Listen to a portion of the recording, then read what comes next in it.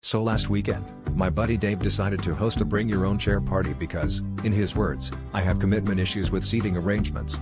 At first, it sounded like a low-stakes, quirky way to hang out, just a bunch of us hauling lawn chairs, beanbags, maybe a questionable old futon. But things took a turn when Dave's coworker, Glenn, showed up towing an actual dentist's chair on a dolly.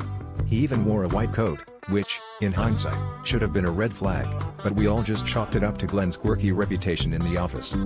Anyway, Glenn set up shop right in the middle of the living room like he was about to start taking appointments.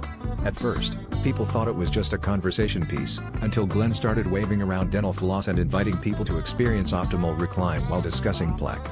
I figured he was kidding, but then he offered me a complimentary fluoride rinse, and suddenly I was getting life advice about flossing not just between teeth, but between friendships.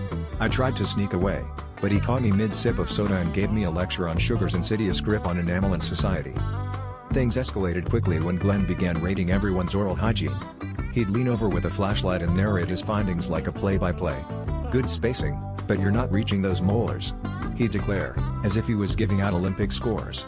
People started making up excuses to go to the kitchen, but Glenn simply rolled the dentist chair after them, undeterred, floss at the ready.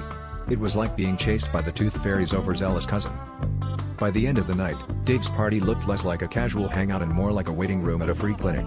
As we left, Glenn handed out business cards that read, "Floss boss, have chair, will travel." I guess the moral is, when it comes to bring your own chair parties, you really have to brace yourself.